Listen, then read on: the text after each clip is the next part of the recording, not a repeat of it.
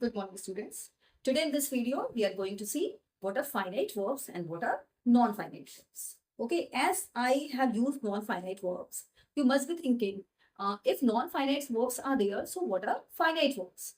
So don't get confused. It is very easy. Okay, what we have studied till now all about the verbs, those all verbs are finite verbs.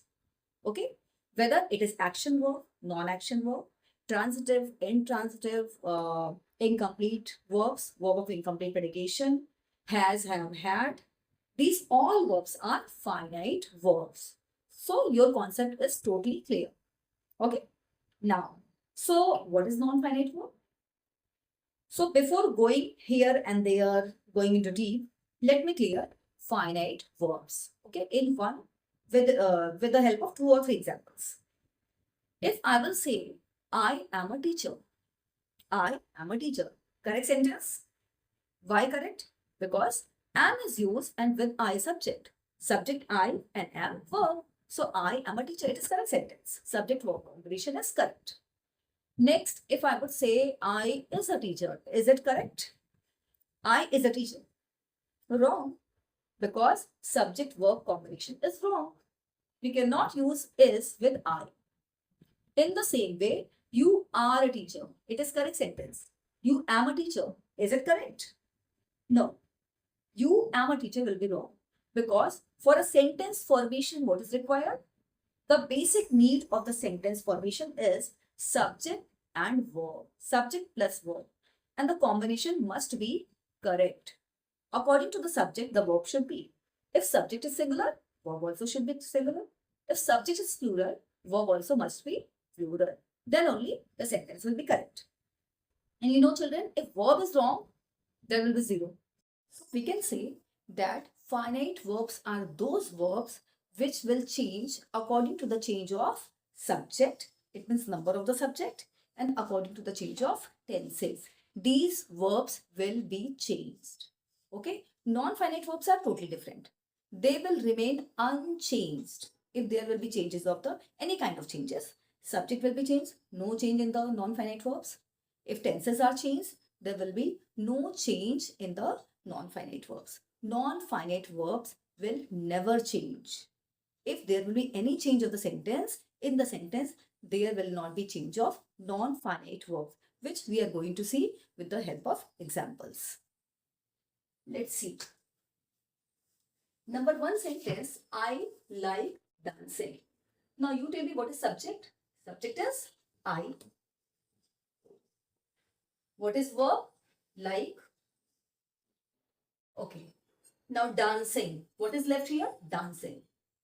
So what is dancing word? What is dancing word? Dancing. You can say this is verb. This is not verb. This word is made from the verb dance. But this is actually not verb. See. Dancing. This is name of the activity which is dancing. Okay. So I like dancing. Like what? If we answer with question, I like what? What do you like? What do I like? That is answer comes dancing. So this is object. Okay. So object. You know, children, subject and objects are always noun or pronoun. Okay. This dancing, you can see this is verb, but this is not actually verb.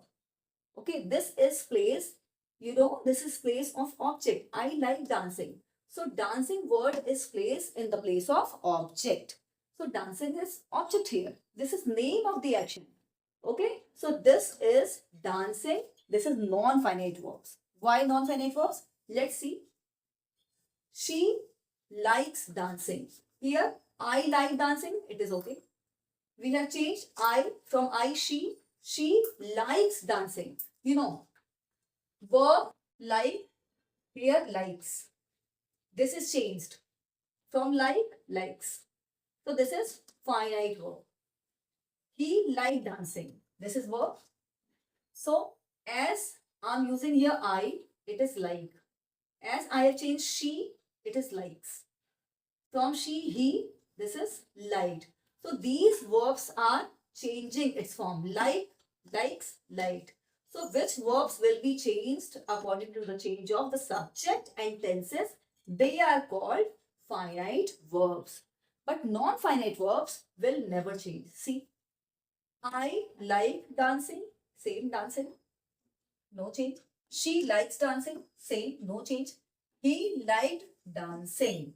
So these dancing word is not changed.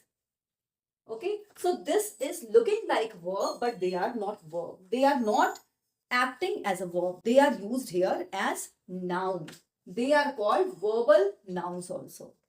Verbal nouns also. They are looking like verb, but they are not behaving as verbs. Okay, these words are called non-finite verbs. And how? I will show you in next video. In this video, I'm only going to you give introductions so that you will not get confused. Now, next examples.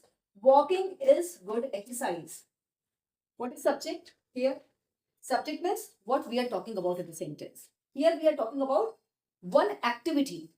The name of the activity is walking. This is subject. Again, walking was good exercise. What is subject? Walking again. Next, walking will be good exercise. This is also subject. Verbs can be used in place of subject. You tell me. Verbs, adverbs, adjective. We can use in the place of subject. No. Only nouns and pronouns. The word which can be used in place of subject and object, they have to behave as noun. Only nouns and pronouns can be used in place of subject. So walking, walking, walking, these all words are subject. They are looking like verb, but they are not behaving as verb. They are behaving as noun. So we can say they are verbal nouns. Now see, what is verb? Is verb. Walking, walking is good exercise. Walking was good exercise. Walking will be good exercise. There we have changed the tenses. Tense. Present, past and future. Okay. Present, past and future. But there is no change of walking, walking, walking. Same. So these words are non-finite verbs. We are using verbs, but they are not actually verbs. They are fake verbs. Verbs are is, is. Then here was. Then here will be. Okay. Subject verb combination correct. Subject verb combination is correct. Subject verb combination is correct. So non-finite verbs are those verbs which will never change as there are changes of the subject, number of the subject and tenses. Let's see these exercises also. She wants to play. What is subject? This is subject. Verb wants. And to play. You can say this is play. This is also verb. But you tell me verb. Children, for the construction of a sentence, subject, verb and object. This is required. Before verb, always subject. After verb, always object. Okay? After verb, always object. Sometimes complement also, but that depends on the sentence. So, she wants to play. I want to play. This is subject. This is verb. They, subject, wanted. And we are changing here subject also and tenses also. Present tense, this is past tense. As we have changed the number, subject, okay? There are changes of the verb. And as we have changed the tenses, okay, present and past, there are changes of the verb. So these verbs are changing their form. They are called finite verbs. I have already explained. Finite verbs will change according to the change of subject and tenses. So they are finite verbs, but they are non-finite verbs. To play. To play. To play. Can you see any change here? She wants to play. Subject is she. Still to play. Subject is I. I want to play. Again, to play is same. No changes. They wanted to play. They subject is changed. First she, then I, then they. But to play, no change. In the same way, tenses also, let's see. Present tense wants to play the same. Present tense want to play same. Wanted past tense with past tense also to play. So to play, to play, to play. These all remain here unchanged. These are looking verbs, but they are not actually verbs. They are given the verb. They are infinitive. V2 plus V1. They are called infinitive. I'm going to give you next video with a detailed explanation of gerund, non-finite verbs and participle. These three are the types of non-finite verbs. There are only three types of non-finite verbs. You don't have to get confused. There are only three types of non-finite verbs. One is gerund. Number two is infinitive. One is gerund. This like dancing, dancing, dancing, walking, walking, walking. No change, no changes. Second, infinitive. To play, to play, to play. 2 plus V1. And third is participle. When ing form of the verb is used as adjective, they are called participle. Sometimes ing form of the verbs are not behaving as verb. You know, children, they are formed by verb and they are behaving as adjective. Okay, in non-finite verbs. See the examples I have written on the board. I have to buy a dancing doll. What is subject? I. Clear? Have to buy, verb, and after verb, what is written? Before verb, subject, after verb, object. And objects are always noun or pronoun. And you can see, you can check also. I have to buy what? A dancing doll. Dancing word is written here. Okay, dancing. This is not verb, but. Why this is not verb? Have you heard I teaching? Teaching. Is it correct sentence? I teaching. I have to say I am teaching. They going. No, they are going. Means before continuous form of the verb, we have to write is, am, are, was, were. It depends on the tense. So dancing doll, it is written with before noun. So this is behaving as adjective. Adjectives, what is the function of adjective? Adjectives are describing words and they describe only noun or pronoun. So dancing doll, dancing doll. What kind of doll? Dancing. So this is adjective. This is adjective. And this can never change.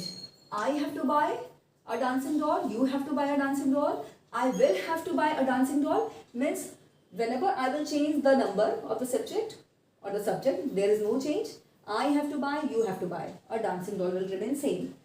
Future tense, I will have to buy, I had to buy, then also there will not be any change. So this is non-finite verb and participle. It is a participle that I will explain you in the next video. Don't disturb the sleeping child. Here, what is subject? Don't disturb the sleeping child. This is imperative sentence, you know, children. And in imperative sentences, this is order. Okay?